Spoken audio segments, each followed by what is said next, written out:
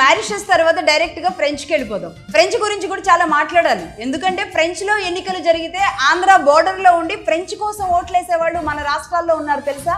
అది ఎక్కడో కాదు, కాకినాడ యానాం దగ్గర. అది ఒకప్పుడు ఫ్రెంచ్ కాలనీగా ఉండేది. ఇక్కడ చాలా మంది ఫ్రెంచ్ వాళ్ళు ఇక్కడికి ఎలా వచ్చేసారో ఇక్కడున్న కాపులు చాలా మంది వీళ్ళని ఆధారంగా చేసుకుని అటు ఫ్రెంచ్కి కూడా వెళ్ళిపోయారు. అలా కొన్ని వేల కుటుంబాలే ఫ్రెంచ్కి వెళ్ళిపోయినాయి అంటే నిజంగా ఆశ్చర్యం కాదా? అయితే వీళ్ళు ఏం చేశారంటే అలా వెళ్ళడం ద్వారా ఫ్రెంచ్ గవర్నమెంట్తో ఒక ఒప్పందం చేసుకున్నారు. ఈ కాలనీని ఈ విధంగానే ఉంచాలి, అక్కడ ఉన్న మా వాళ్ళు ఎవరైతే ఉంటారో వాళ్ళ హక్కులకి భంగం కలగకుండా వాళ్ళు అక్కడికి ఇక్కడికి ఈజీ యాక్సెస్ ఉండేలా చేయాలని ఒక నిర్ణయం తీసుకోవడం జరిగింది. దానికి ఏం చేశారు అంటే ఫ్రెంచ్ పౌరసత్వాన్ని కలిగి ఉండేలా తీసుకున్నారు. ఈ నేపథ్యంలో అంటే అక్కడ ఫ్రెంచ్ పౌరసత్వం కలిగి ఉంటారు, భారత పౌరసత్వం కలిగి ఉంటారు.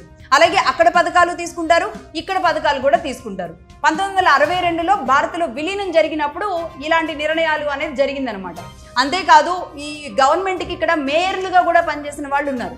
ఎవరు వాళ్ళు అంటే కామిశెట్టి వేణుగోపాలరావు నాయుడు కాపే, ఆయన తమ్ముడు కామిశెట్టి శ్రీ పరశురామ వరప్రసాద్ నాయుడు. వీరిద్దరూ కూడా ఒకరి తర్వాత ఒకరు మేయర్లుగా పనిచేశారు. వీళ్ళిద్దరు కూడా కాపులే. ఇక ఇంకొద్దిగా మనం 1990 దశకంలోకి నిదానంగా వచ్చేద్దాం.